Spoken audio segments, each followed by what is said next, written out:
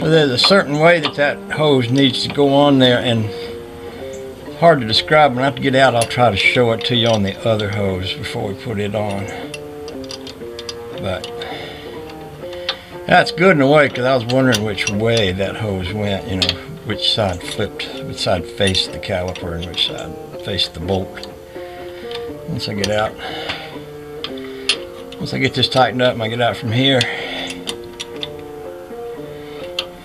we'll look more at that, and we'll look at the other end of this line and what that goes to, because that's going to go to one of the metal lines, which I'm going to be spending some time with later on too.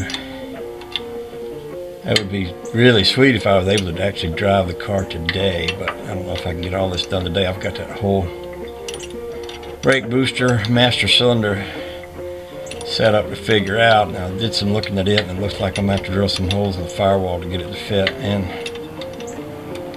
I'm going to have to make the lines, which is good. I haven't made any lines in a while. I made up the lines for that rat rod back in the day, and might have done a few others along the way, but I'll get a chance to make some lines up and show you how that works. And I'm also going to be using that copper nickel, which they say is a lot easier to work with than the steel lines that I've worked with in the past. And we'll review how to do a double furl, and I'll explain what a furl is, which you're supposed to have on brake lines. Yeah, this car looks pretty good underneath. Rust-wise, I was expecting worse than what I'm seeing. It's kind of good. Kind of good. It might be metric there, so I'm gonna leave that for now. And all right, I'll get out from under here and see if y'all are still on and still working, and we'll go from there. We're laying in the dirty spot here.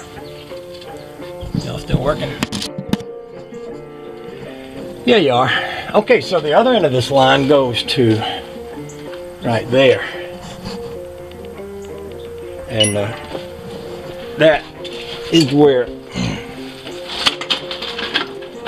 the metal line, there's a little holder here, and this little tab, I haven't slid it all the way in place yet. That's right.